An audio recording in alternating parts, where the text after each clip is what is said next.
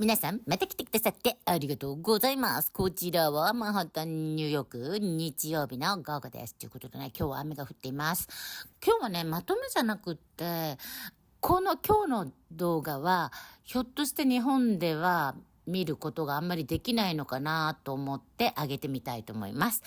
まあね、X があるので、X ではたくさんこういうの載ってると思うんですけど、なんかね、すごいね、びっくりするようなことを言ってらっしゃる方が多くて、まだまだやっぱりメインメディアを信じていらっしゃる方が多いのかなと思って、いろんな生の声を上げてみたいと思います。真実を引き出す判断材料にしてください。ということで、どうぞ。まずはハマス創始者シェイク・ハッサン・ユーセフの長男さんでモサブ・ハッサン・ユーセフさんです。どうぞ。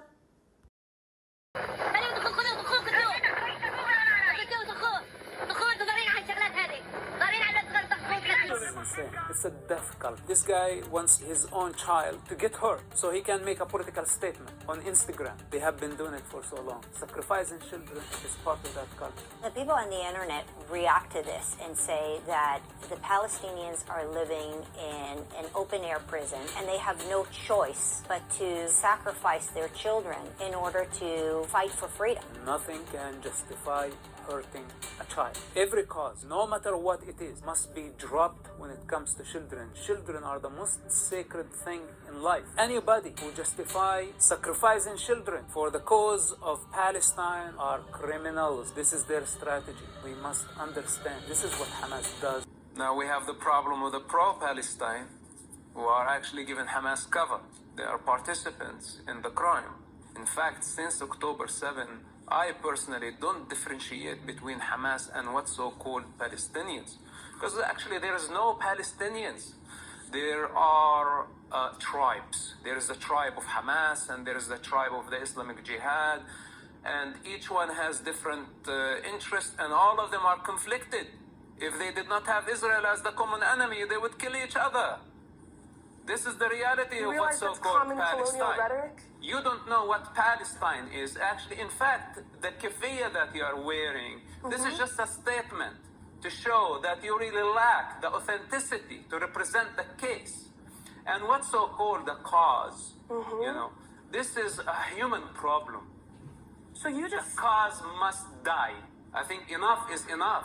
What do you think Israel was going to do when Hamas kills 1,300 people? If they burn an infant in a crib, do you see that as a moral equivalent to a collateral death from a bomb being dropped as an act of war? And when I ask you if what happened on October 7th is something you condemn, and you say, well, you have to look at that by looking at hundreds of years of conflict. No, you don't. That's either right or it's wrong, and it was wrong, and I don't need 100 years of conflict to know it was wrong. The fact of the matter is that Hamas, yes, did take innocent life. Why was Hamas funded? Why is Hamas empowered to take away innocent life? Let me tell you something. When somebody comes over a fence and goes into someone's house and burns their infant in its crib, I don't give a damn why they did it. It's wrong. What's unique about this war, unlike every other war that I could think of, is you have an army in Hamas that has perfected the art of embedding itself and meshing itself with civilians so that you cannot hit them without hitting the people around them. Other armies have done this, but none have perfected it to the extent that Hamas has. And yes, I agree with all of the absolute tragedy and suffering of the Palestinian people, but what creates that is the way Hamas fights. And either we can say one of two things. We can either say Israel doesn't have a clean shot and they have to let Hamas get away with it because it's too much to bear. But then we are essentially creating a situation where terrorists have found the perfect solution, which is that you can cross the border, go house to house slaughtering your enemies, and then hide behind your own people and they can do nothing about it. It's a perfect strategy. Can we live in a world where we allow that to be an acceptable strategy? I don't think so. Iranian woman here.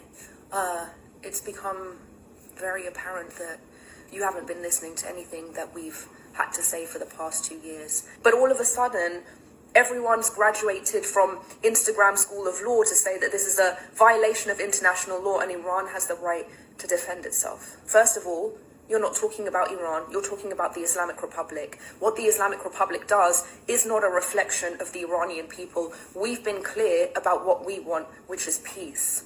Or if you had listened to us for the past 2 years, much less the past 45 years, you'd know that Iranians don't want war with Israel. We want peace with Israel. Iranian people inside of Iran have come out and said this over and over and over again. It's you that wants war with Israel. It's your hatred for Israel and your hatred for Jews that's pulling us into a war that we didn't ask for. Have we not suffered enough for the past 45 years that we now have to be used as pawns for your fantasies about war with Israel? Leave us alone. We don't want that. So if you want to support the Islamic Republic in putting Iranians' lives at risk and everyone's lives at risk, they just killed a 10-year-old Bedouin boy for this. Is that what you wanted?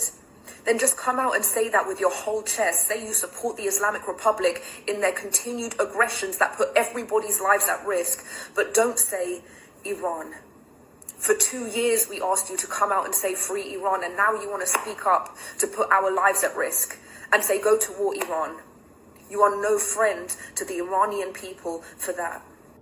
First of all, we need to understand what is the problem. Because from a personal experience with the Jewish people, all I saw, the most amazing, most productive, and most successful nation in the world that don't harm anyone else.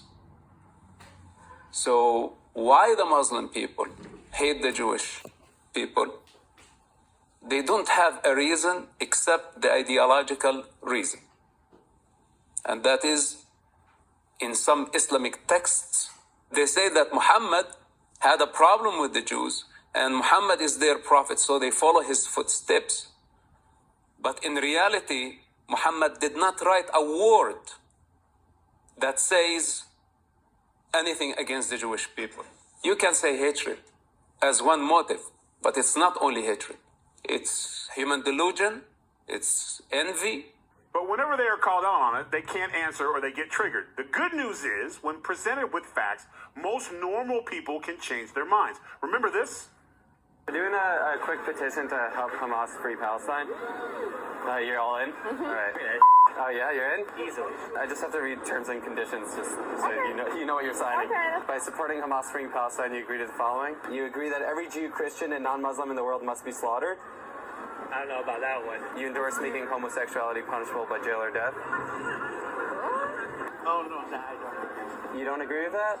You believe Iran should use Palestinians as puppets to spread radical jihad and destroy the West? No? Nope. I'm glad I read the terms and agreements. It's amazing when you do a little research, huh? But people like that who are willing to listen are the exception these days. Those are the ones we need to reach instead of giving the spotlight to people who don't know what the fact they're talking about. What difference is there between Arabs who were on this side of the Jordan and the other side of the Jordan? Arabs in the East Bank and the west of the border of the West Bank? I mean, when were Palestinians born? What was all this area before the First World War? When Britain got the mandate over Palestine, what was Palestine then? Palestine was then the area between the Mediterranean and the Iraqi border. You say there's no such thing as East and West Bank? No. East and West Bank was Palestine. I'm a Palestinian.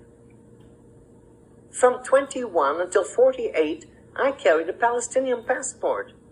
There was no such thing in this area as Jews and Arabs and Palestinians. There were Jews and Arabs.